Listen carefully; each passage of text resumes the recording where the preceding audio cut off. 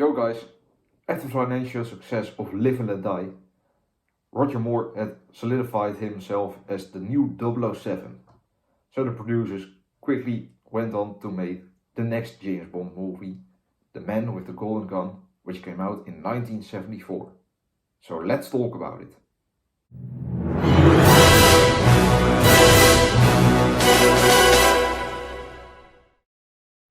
When The Man with the Golden Gun hit theaters in 1974, it was hit with mixed reviews and, for Bond standards, a pretty low box office take. But how good is the actual movie? Let's start by talking about the negatives. This movie is often ranked as one of the worst movies in the entire franchise, but I don't entirely agree with that. But still, I have plenty of problems with it too. It again looks pretty cheap, like Diamonds Are Forever. The cinematography isn't all that great in this movie. And I don't know what they're thinking, but they brought back Sheriff J.W. Pepper. And he is totally out of place in this movie. In Live and Let Die he was in actual context, but here he is completely out of place. And out of all the Roger Moore Bond movies, I think that this one is the most tonally inconsistent. Like, the one scene, it plays itself dead serious, but in the next it's filled to the brim with cartoony jokes. So the tone goes very rapidly from being very serious to being very campy and cartoony. And this is also probably Roger Moore's weakest performance as Bond. But a weak Roger Moore performance is still a solid performance. But in this movie, they were still thinking like they were making a Sean Connery movie. So you have a lot of stuff that worked with Sean Connery, but just doesn't work with Roger Moore. Like the scene where he tries to get information out of Andrea Andress. You can clearly tell that Roger Moore himself is uncomfortable doing it. So why should we feel comfortable when Bond is torturing a woman? The Bond girl in this movie also isn't all that great. This is the stereotypical bimbo Bond girl that feminists bash the Bond films for. And in this movie, I can't argue. She's not a great character. But you can't fault Brick Adland for it, because this was just the role she was given. And I also think the story is way too complicated than it needs to be. The story just should be simply Bond versus the greatest assassin in the world. But then, halfway through the movie, we have the Solux agitator thrown into the plot, which then all of a sudden has the second priority in the entire movie. I think that plot point could have been dropped altogether. And one of those baffling things in this movie is that you have an amazing stunt with the spiral car jump, which was done for real and was done in one take, but they completely ruined it by putting a slide whistle sound effect over it.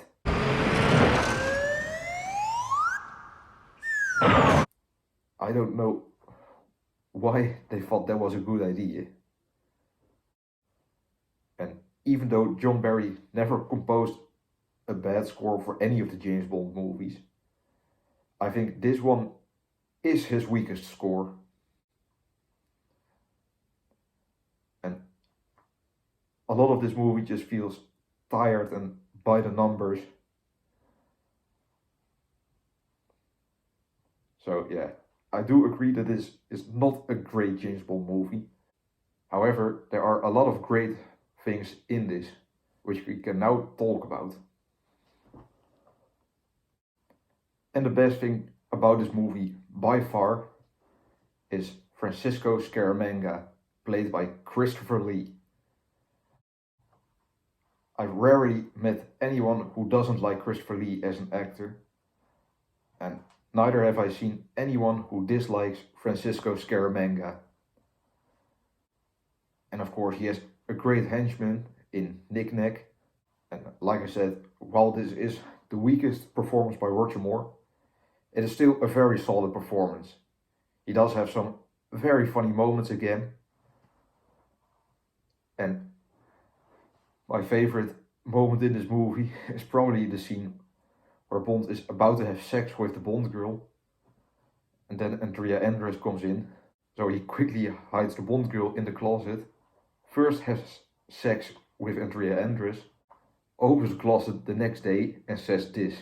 Forgive me, darling. Your turn will come, I promise. It's completely political incorrect, but I always can't help but laugh out loud at that moment. And I actually like the concept of this movie. It is arguably the smallest scale in the entire franchise. Bond versus the greatest assassin in the world. But if you ask me, it's a pretty cool concept. Likewise, the end duel is pretty cool, very different than anything we have seen before. And even though most of the action in this movie isn't all that spectacular, however, there's one very great stunt, which I've talked about before. And that is the car spiral jump. If you think away the slide whistle, it is an amazing stunt. It's absolutely insane. So, in the end, like I said, it is not a great Bond movie, but I don't think it's as bad as a lot of people make it out to be. It is not one of my personal favorites, but I don't think it's one of the worst ones either. In the end, I'm gonna give this movie about a 6 overall and a 6.5 on the entertainment scale. And it's a Bond movie that you should only watch if you're a die-hard Bond fan. Now comment down below what you think about The Man with the Golden Gun. Do you think it's as bad as a lot of people say it is? Or do you think it's kind of underrated? Or do you think it's okay? Or is it one of your favorites? That is also possible. I know that there are some people who really love this movie. Whatever the case may be, comment down below. And as always, thank you for watching, and I will return.